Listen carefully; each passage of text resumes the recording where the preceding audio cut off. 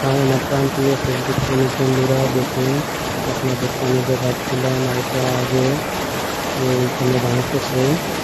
আজকে আবার আসলাম দেখতে, দেখুন কিরকম করে ভাঙবে আর পানির স্রোতটা কিরকম কি ভয়ঙ্কর হয়েছে। দেখুন এই দেখুন কি ভয়ঙ্কর হয়েছে, প্রচন্ড ভয়ঙ্কর হয়েছে। এখানে মানে দাঁড়ায় দেখতেই ভয় লাগে। আর চিৎকার শব্দ, আশ্চর্য শব্দ হইতেছে।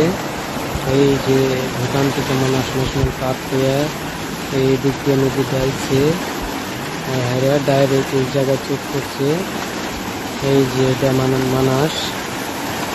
তো ওই যে মানুষ ঘর বাড়ি আছে 2014-তে এই যে এখানে গন্ডগোল হয়েছিল, ওই জায়গাটার দূর দিয়ে আসছে নদীটা।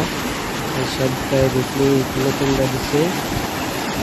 অল্প চিন্তা করে দেখেন, এখানে যদি ছুটে যায় তাহলে ভেঙে যায়। এদিকে অল্প নালা আছে, অল্প মানে 3 নল জায়গা ভাঙলে আরো হয়ে যাবে কাম। নদী মানে মাথাবাড়ি লক দিয়ে আসবে, তখন মাথাবাড়ি ভাঙার সম্ভাবনা থাকছে। এই দেখুন কতটুকু ভেঙে গেছে, মোটামুটি 3-4 নল ভেঙে গেছে আরো, আর আছে 3 নলের নেগাল। তো এইটুক ভাঙলেই তামাম হবে। অল্পটুক আছে, ধামাকা ভাঙতেছে। নদীর স্রোতটা ডাইরেক্ট এখানে এসে পড়তেছে। দেখুন একদিকে সরকারে ভাঙতেছে, আরেকদিকে নদী ভাঙতেছে। মুসলমান তোমরা এখনো তোমার জ্ঞানে ধরে না এইসব কিসের জন্য হইতেছে। অল্প জ্ঞান করে চলো,